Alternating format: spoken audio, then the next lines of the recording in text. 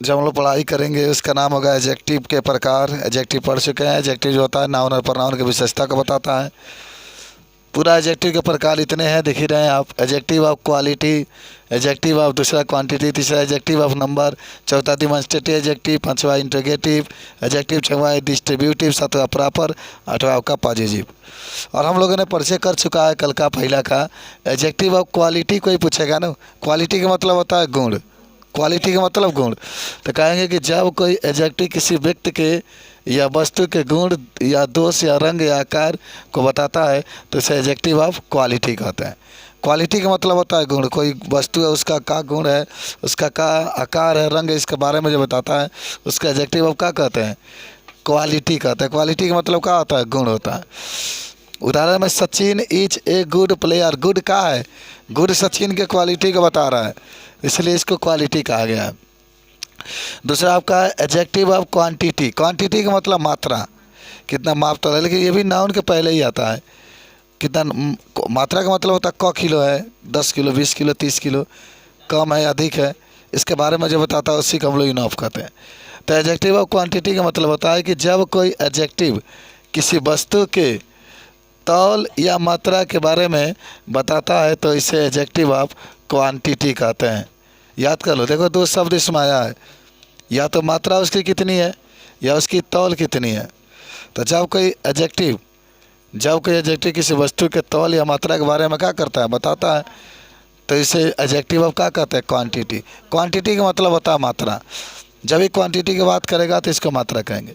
जैसे कहीं अगर आपको सम आ जाता है ना, कोई वाक्य उस समय सम आ गया तो आप एडजेक्टिव, सम भी बताता है पर्याप्त, या आपके इनफ आ गया ये भी बताता है पर्याप्त। तो ही ड्रिंक सम वाटर, ये पास्ट इंडेफिनिट में है क्योंकि यहाँ पर वर्ब का दूसरा रूप दिया गया। तो ही ड्रिंक सम वाटर, उसने कुछ पानी को क्या किया, पिया।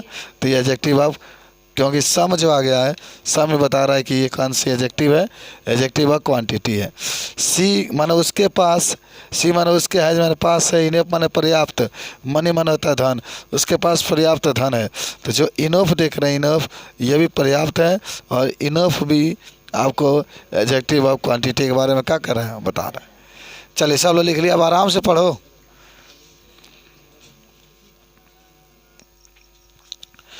देखेंगे तीसरा एडजेक्टिव के बारे में हम लोग, जिसका नाम होगा एडजेक्टिव ऑफ नंबर। नंबर का मतलब होता है संख्या।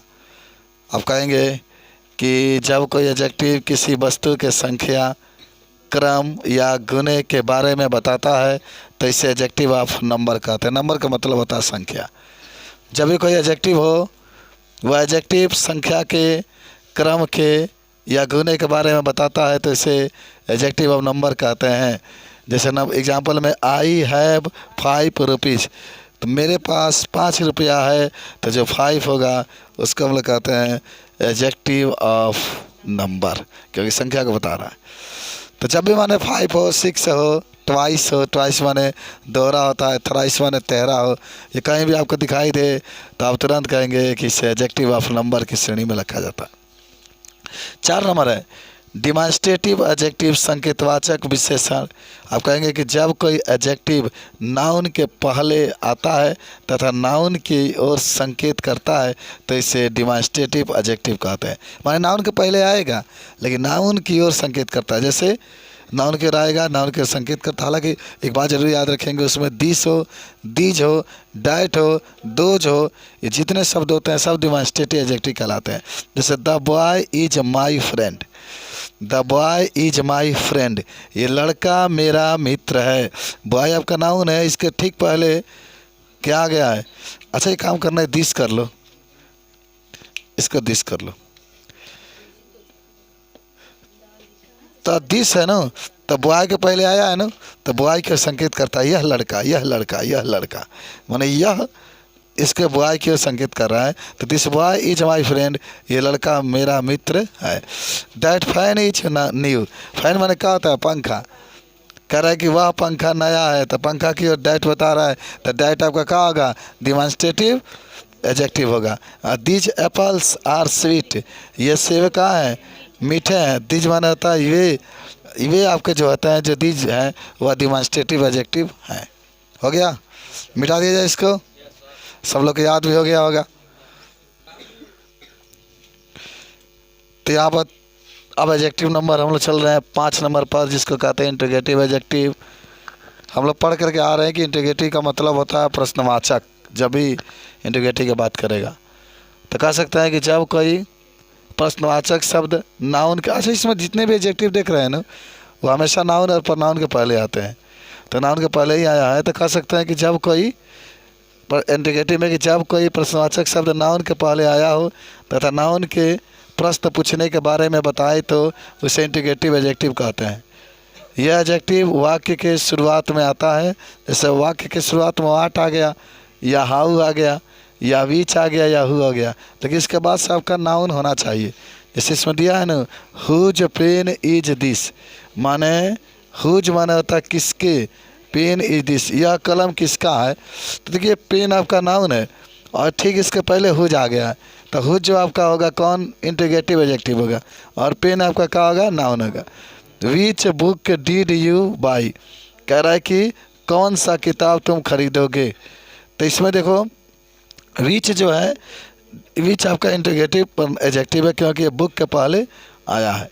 उसके बाद से होता है डिस्ट्रीब्यूटिव एडजेक्टिव 6वां नंबर, जिसको हम लोग कहते हैं विभाग सूचक विशेषण। जब भी मैंने कहेगा डिस्ट्रीब्यूटिव एडजेक्टिव तो विभाग सूचक विशेषण। तो कह सकते हैं कि जब मैंने वाक्य के शुरुआत में ईच आया हो, एवरी आया हो, आइदर हो, नाइदर हो के ठीक बाद कोई नाउन आया हो तो ये एडजेक्टिव मैं डिस्ट्रीब्यूटिव एडजेक्टिव कहते हैं, इसके लिख लेना आप, किसे डिस्ट्रीब्यूटिव एडजेक्टिव कहते हैं। अच्छा देखो ईच जो होता है ना, ईच ये बांटता है, ईच माना होता है प्रत्येक। अरे यार ब्लैक बोर्ड पर देखो, एक अच्छे इंसान अपनी क्वालिटी को बरकरार रखते हैं क्योंकि क्वालिटी को जाने में टाइम नहीं लगता है बाबू। ईच बॉय हाइड पेन, प्रत्येक लड़के के पास कलम थे। तो ईच जो आ रहा है ना, ईच ये आपका डिस्ट्रीब्यूटिव एडजेक्टिव होगा क्योंकि ये बॉय नाउन के पहले आया है। एवरी मैन, ये मैन के पहले एवरी आया है, और ये आइदर पेन और ये आइदर के पहले भी आपका आया है। और सुनो हम आपको क्यों इतना अंग्रेजी पढ़ा रहे हैं मालूम है, लास्ट एडजेक्टिव दोनों देखेंगे हम लोग।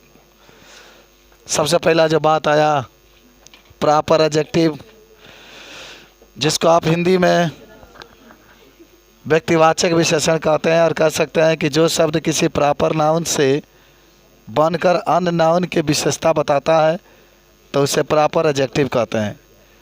माने जो शब्द किसी प्रॉपर नाउन से बनकर अन्य नाउन की विशेषता बताता है तो उसे प्रॉपर एडजेक्टिव कहते हैं।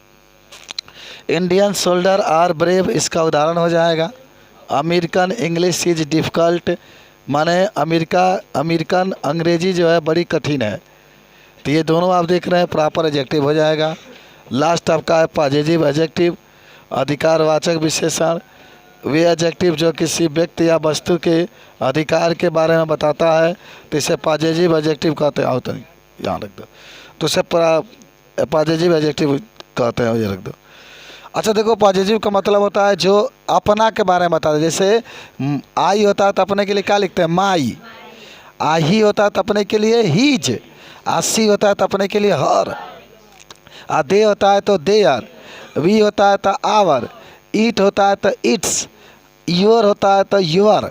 ये जितने शब्द देखते हैं सब आपके क्या होते हैं। जैसे माई मदर इज इल, मेरी माँ क्या है, बीमार है, तो माई जो होगा किसका बताएगा, पॉजिटिव को।